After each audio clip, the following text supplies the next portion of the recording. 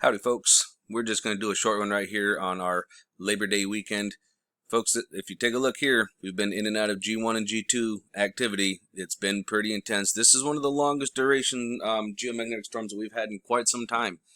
You can see here, this is the overall estimated global KP index, but take a look here at College Station. College Station here in Texas, United States. Look at this, we got up into KP7 a few times, bouncing up and down. So that would right there would actually put us into Geomagnetic Storm level 3. That's right.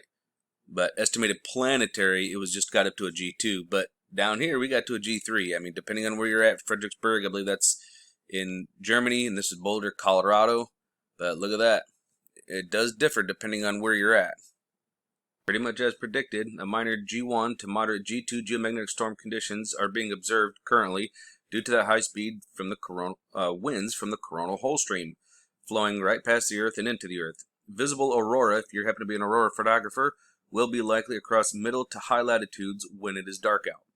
So a prolonged period of moderate G2 storming was observed on Sunday thanks to the high-speed solar wind streams that were above 600 kilometers. So if you're an aurora skywatcher, be on alert. You should definitely be out, like I was saying yesterday.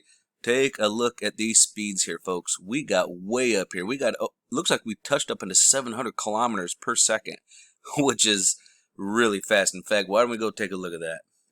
Now, right here, we're looking at our velocity. This right here is our velocity for our geomagnetic cut planes. Okay, now let's take a watch here. We're going to watch right here. You can see it kind of fluffing. Then you're going to see the impact right here. See this? Boom. Now watch these numbers. Look how far. This one here comes back almost all the way to negative 25, I believe. Oh, yeah. Oh, look at this. This thing goes all the way back here to negative 35. Oh, it's touching 40. Oh, 45. Holy cow. How far are we going to go? Okay, 45. It maxed out. That's pretty good. That's a pretty good smack, folks. I'm not going to lie to you. Now, if we watch this one here. Now, this is looking from along our equatorial plane. Okay, this is looking... Oh, excuse me. This is the equatorial plane. This is looking from the top side of the planet. Okay, yeah. Sorry. This is along the equator. So this is North Pole, South Pole, and this is looking at it from above. So east and west. Does that make sense? So we can see that we took a pretty good smack. Looking from north to south pole, looks like it only got back to about a negative 25, 22 maybe. Yeah, I'm only seeing about 22 maybe. But that's a pretty decent smack there. And then it's just been staying on us. You see that once it actually came on, it just kind of stayed on us. So it's been kind of coming and going. Once again, here we kind of got like a little bit of a break, and then it said, just kidding, pow. Now, that's the velocity. Here's our density. We'll do a quick density look. Watch the smack. Boom! See that? Bam, 1-2 punch. Oh, look at this thing. Yeah, it gets all the way back to 45. Oh, goes completely off the chart on both a look from the north and from the equatorial line. Just completely gone. Poof. That's a pretty decent smack, folks. And this is a long duration. If you notice, this is long duration. This isn't a joke.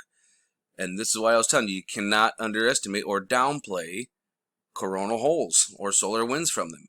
Now, here's the pressure. This one here is the pressure. Okay, and we'll watch it kind of, we got that break, see that? And then you see that pressure smack, bam! Now here it's kind of nice because you can see the shields, the geomagnetic shields or field of the planet being reinforced, and it looks like this one we come all the way back here to negative 35, which I've seen it before. I've seen it come all the way back here to 50 on both of these. So, and then just the pressure and the heat is on. That's heat, that's friction. Yeah, buddy. Ooh, it looks like we're about to get another wave of it right here. It actually stops right here as that wave is coming up. In fact, let me update it real quick. A quick update, and we've got a few more bars here to go on. Oh, let me click on it. I was hoping to get it. And here we go. See the impact. Looks like a double impact, and you can see the trailing edge of the bow react to it a little bit, but there's just so much pressure that you're not going to see it at the bow shock so much. You see a little bit of movement, but most of it comes back here on the trail of the bow shock. So what's causing it? This guy right here. That would be called a coronal hole, folks. Also known as a black hole Black hole sun.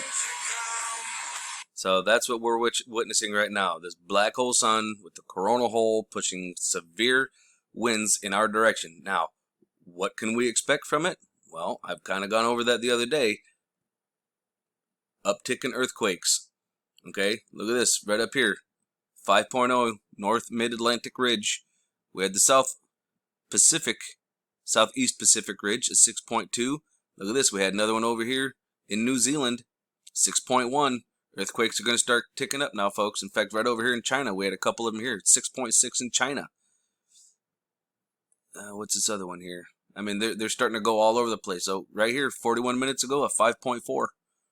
It's going to, especially when we're past it. Once the solar winds stop, you're going to see the reverberation. You're going to see the kickback, and we're going to see an uptick in earthquakes and volcanic activity.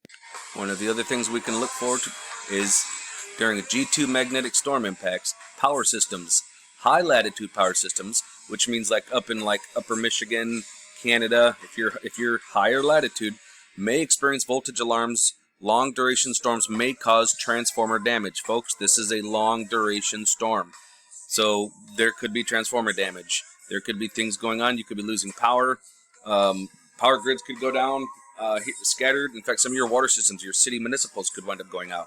Okay, spacecraft operations, corrective actions to orientate may be required by ground control. Possible changes in drag effect orbit predictions.